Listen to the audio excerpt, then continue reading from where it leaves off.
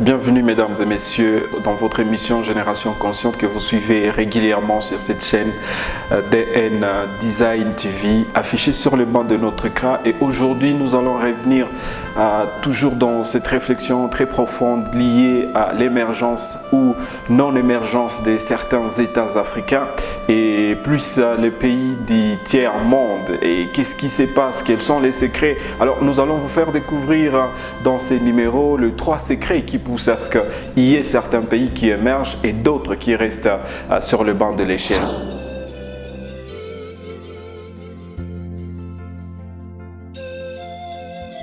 Alors, vous devez savoir que dans l'histoire que l'humanité a connue, on a enregistré également par rapport au siècle certains États qui se sont démarqués par rapport à leur engagement, par rapport à leur volonté de pouvoir briser toutes les cordes qui les attachaient à la misère connue dans les temps, et ils ont décidé de prendre un nouvel élan. Alors, c'était quoi les secrets, c'était quoi les mystères pour ces États d'être si puissants contrairement et par rapport aux autres?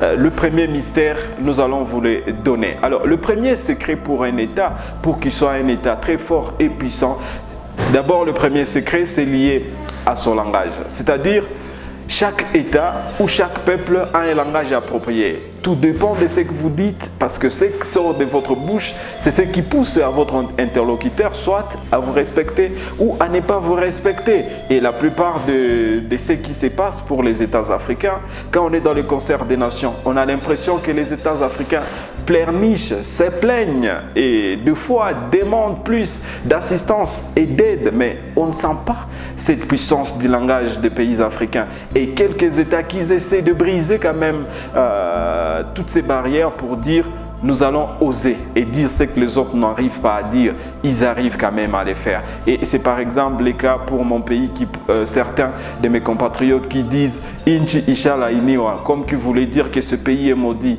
À ce moment-là, c'est vous qui maudissez votre pays, c'est vous exactement. Mais le pays en lui-même, il est béni. Et ce sont ces langages-là qui font à ce que ça contamine le cerveau, et comme on a l'habitude de dire, les rêves sont le petit frère du cerveau. Enfin, ça vous laisse sur le banc de l'échelle. Ça, c'est le premier secret. Et donc, si vous voulez être dans le concert des grandes nations, il faut avoir un langage de grandeur. Alors, le deuxième secret, au-delà du langage, c'est les rêves d'un peuple. Quel est votre rêve commun en tant que peuple? Il y a des États qui ont poussé leur peuple à avoir des utopies créatrices, des utopies de grandeur. C'est par exemple les Juifs qui pensent que sur terre, tout le peuple cherche Dieu. Mais eux, c'est Dieu qui les avait cherchés. Voilà là où ils ont poussé leur peuple à penser. Et c'est resté comme ça dans les rêves. Donc ils pensent que nous avons été envoyés pour réussir et pas pour échouer. Et quand vous comparez autant de prix Nobel récits par les Juifs, c'est une grande distinction. Et quand on voit aujourd'hui les Chinois, à un moment ils ont dit, c'est vrai aujourd'hui nous sommes des misérables, mais demain nous devons aussi être parmi les grands pays qui doivent envoyer nos compatriotes dans l'espace. C'était un rêve. Aujourd'hui, c'est la réalité. Aujourd'hui, c'est parmi les pays qui font peur à l'univers. Donc, ce qui nous manque, ce qui manque aux pays africains, c'est de pousser également leur peuple à rêver grand. Pas d'avoir de petits rêves du genre, qu'est-ce qu'on va manger, sur quoi on va passer la nuit. Non, avoir des rêves du demain. Le lendemain ressemblera à quoi? Et c'est ce qui manque à beaucoup de pays africains. C'est ce qui manque également, surtout aux pays du sud du Sahara. Et le troisième secret, c'est également les degrés de l'éducation. Quelle est l'éducation donnée dans certains États? Ou, par exemple, dans mon pays, on a choisi l'éducation de masse. C'est une bonne chose.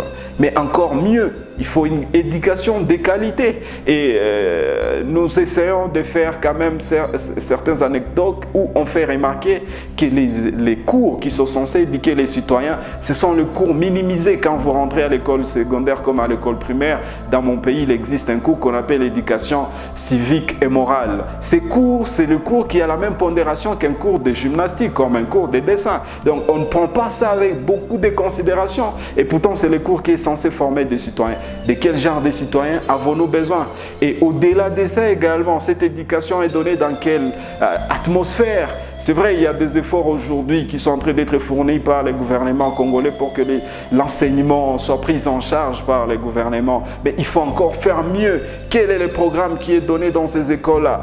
Qu'est-ce qu'on fait rêver aux élèves? Est-ce que c'est pour avoir des intellectuels quémandeurs d'emploi ou des demandeurs d'emploi?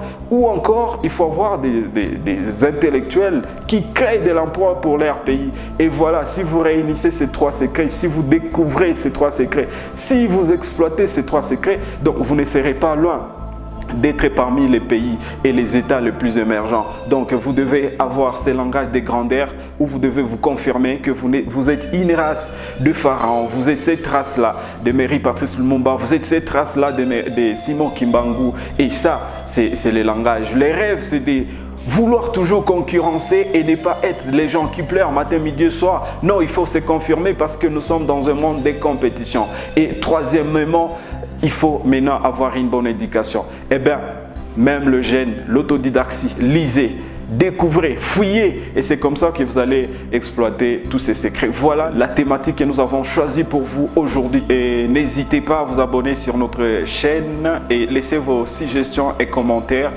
pour le prochain numéro de votre émission Génération Consciente. Merci et portez-vous bien.